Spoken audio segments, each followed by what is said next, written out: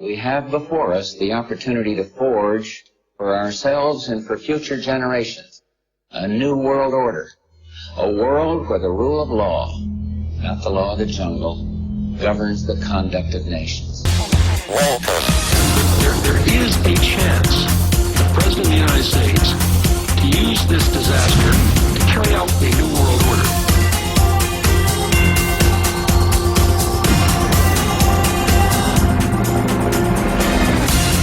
America will become increasingly vulnerable to hostile attack on our homeland. Americans will likely die on American soil, possibly in large numbers.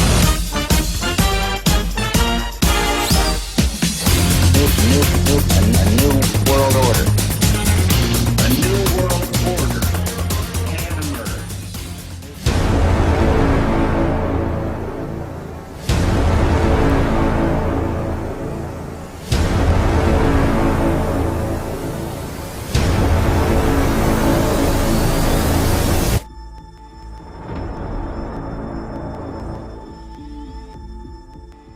Greetings, children of fascism, where truth will get you murdered. As there is no question, Seth Rich was killed for revealing the corruption within the Democratic National Committee and the Hillary campaign. Twitter account to offer $20,000 for information into the death of Seth Rich. Now, Seth Rich was 27 years old when he was killed. He was the DNC's voter expansion data director. He was shot twice in the back. Now, the police have said that his killing could have been a robbery, but none of his personal belongings had gone missing. There have been no witnesses, and there were no suspects either. Anon in DC say to even mention this name in DC circles will bring you under automatic scrutiny. To even admit that you have knowledge of this story puts you in immediate danger. The police chief who oversaw Seth Rich's unsolved murder has been wined, dined and bought by Amy Dacey, who has a long history of working with Podesta. Amy is the CEO of the Democratic National Committee at the time of Seth Rich's murder. We have just learned that the Democratic National Committee Chief Executive Officer, Amy Dacey, has resigned. The resignation happens in the wake of the email hacking scandal that surfaced right before the start of the Democratic Convention last week. You'll recall that these hacks exposed the fact that there was an extreme bias towards Hillary Clinton. And equally as corrupt is DNC chairwoman Debbie Wasserman Schultz. Equipment is members' equipment. It is not, under my understanding, the Capitol Police is not able to confiscate members' equipment when the member is not under investigation. It is their equipment, and it's supposed to be returned. Well, I think there's extenuating circumstances in this case, and I think that, working through my counsel and necessary personnel, if that in fact is the case, and with the permission of, through the investigation, we will return the equipment. But until that's accomplished, I can't return the equipment. I think you're violating the rules when you conduct your business that way, and should expect that there will be consequences. And former Chair Donna Brazile, who warned the private eye veteran homicide detective Rod Willow working on Seth Rich's case to leave it alone. Donna Brazile also gave all the cheat debate questions to Hillary ahead of time. Donna is finally admitting to what we all knew all along, that she leaked CNN town hall questions to Hillary Clinton during the campaign while she, Donna Brazile, was a contributor to the network. Brazile confessed in an essay published in Time magazine saying, quote, "Among the many things I did in my role as a Democratic operative and DNC vice chair prior to assuming the interim DNC chair position was to share potential town hall topics with the Clinton campaign. My job was to make all our Democratic candidates look good, and I worked closely with both campaigns to make that happen. But sending those emails was a mistake I will forever regret."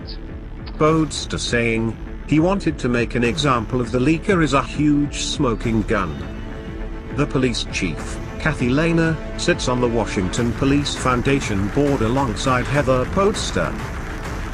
What looks like a coincidence is the fact that John Podesta's ex-sister-in-law is on DC Police Foundation board.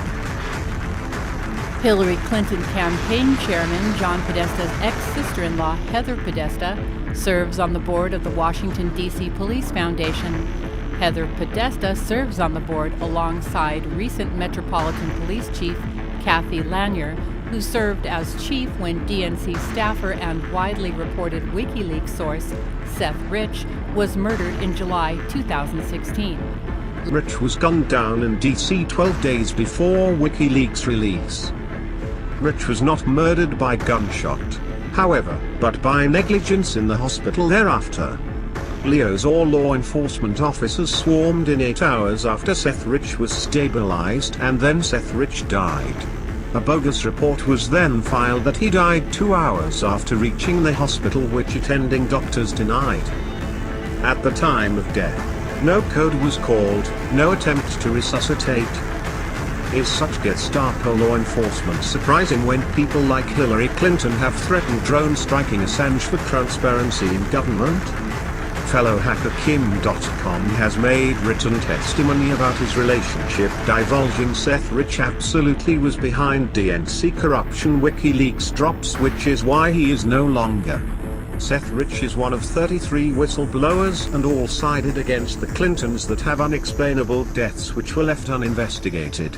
Just in the last few weeks, there's been at least 4 people definitely confirmed dead who are within a very tight circle of the controversies surrounding Clinton. All this corruption and disgusting stuff going on, and they're dropping dead. We better be paying attention. We better be tracking these people. That number just became 34. How many more murders will go unnoticed? Federal investigator and prosecutor Barrington J.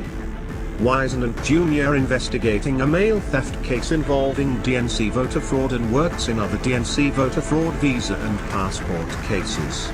Residents who spotted the body claim he had all of his personal effects on him when he was discovered, which rules out the likelihood of a robbery. His death bears striking similarities to the death of murdered DNC whistleblower Seth Rich. But you cannot kill the truth any more than you can kill an idea. We will not surrender. We will not forgive. We will not forget. Expect us. Beneath this mask there is more than flesh. Beneath this mask there is ideas. And ideas are bulletproof.